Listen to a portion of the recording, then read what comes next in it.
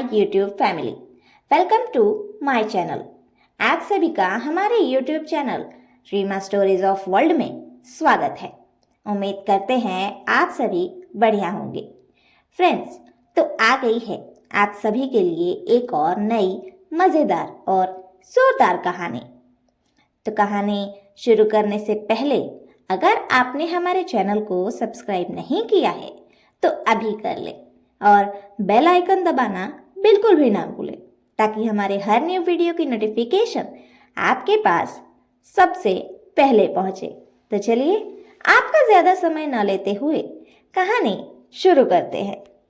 ये कहानी है कलयुग का बाल गोपाल, देवी और मोहनलाल की कहानी।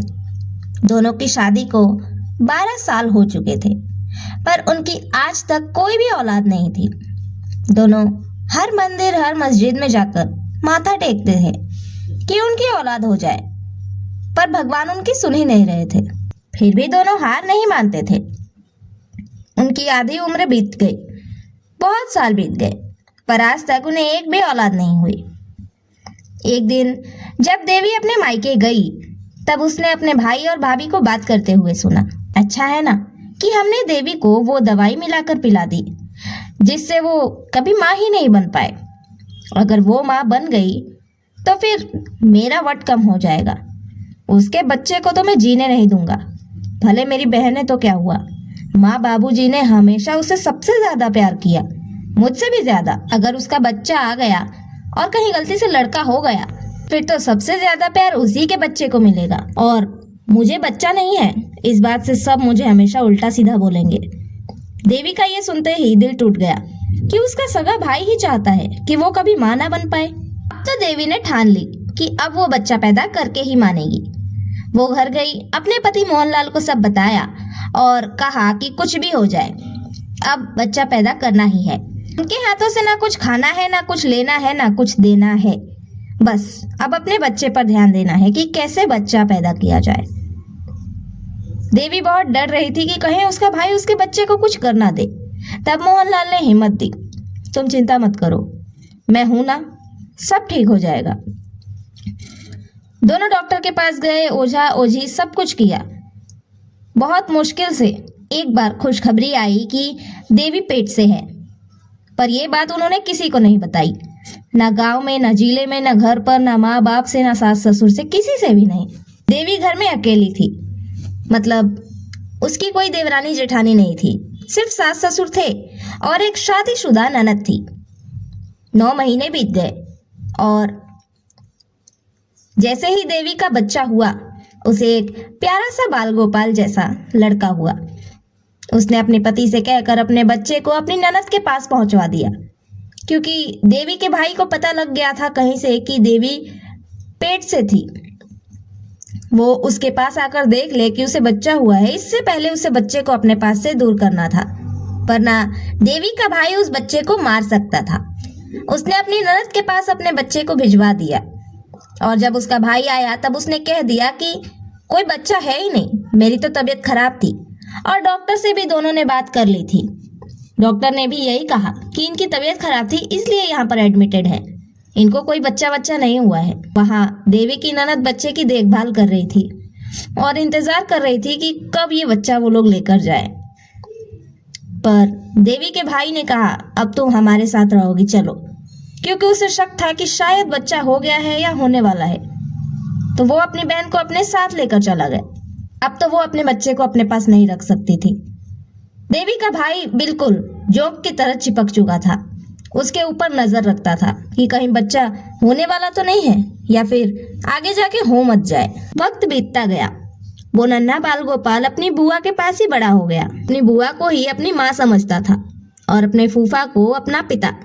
बुआ भी बहुत अच्छी थी, उसे बहुत प्यार से लाड से पाला और उसे हर बात अच्छे संस्कार दिए, अच्छी चीज सिखाई और उसे हर बात में अच्छे संस्कार दिए, अच्छी चीजें सिखाई, बिल्कुल वैसे ही जैसे यशोदा मैया ने कृष्ण भगवान को सिखाया था।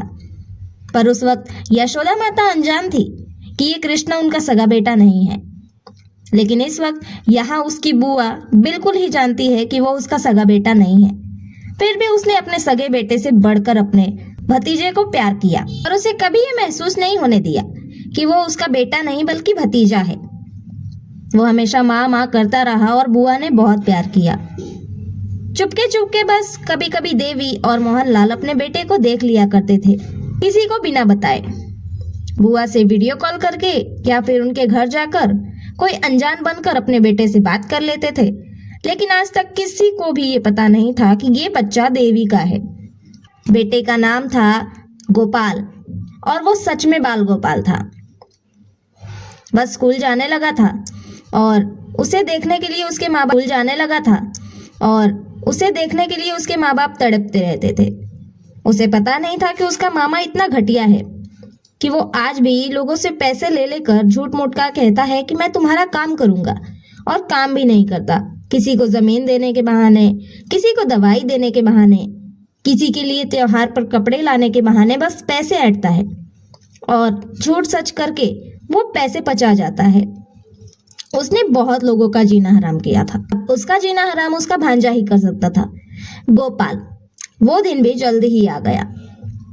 गोपाल को पता चलने ही वाला था कि उसके माता पिता कौन है, पर उससे पहले उसे ये पता चल गया कि उसका मामा कौन है। उसे लगा कि वो उसके बुआ का भाई है। उसने अपनी बुआ से सच पूछा, तब उसकी बुआ ने उसे सब कुछ सच सच बता दिया कि यही सच है, तुम्हारा मामा चाहता था कि तुम इस दुनिया में आओ ही नहीं। तब गोपाल ने ठान ली कि अब उनको तो सुधार कर रहेगा। अपनी मामा की ही कंपनी में जाकर उसने जॉब मांगी, इंटरव्यू दिया, जॉब करना शुरू भी कर दिया।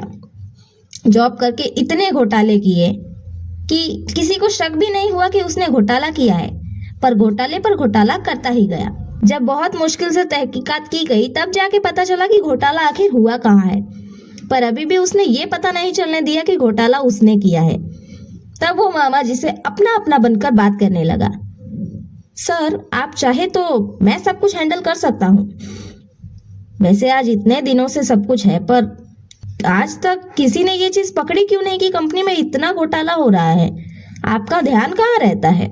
उसी बहाने वहां रहकर गोपाल ने अपने मामा की सारी हरकतें जान ली।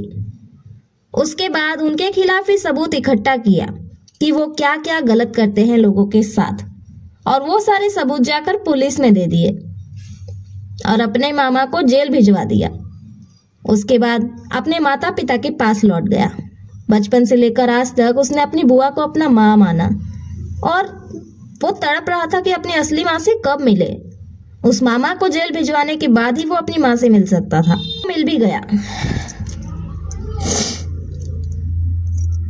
तो ये था कलयुग का बाल गोपाल, जिसने बहुत साल का वनवास काटने के बाद जाकर अपने माता पिता को पाया और अपने पापी मामा को सजा दिलवाई। तो फ्रेंड्स, ये थी हमारी आज की कहानी। आप सभी को कहानी कैसी लगी ये कमेंट बॉक्स में ज़रूर बताइए, और कहानी अच्छी लगी हो तो ज़्यादा से ज़्यादा शेयर ज़रूर करें। Thank you.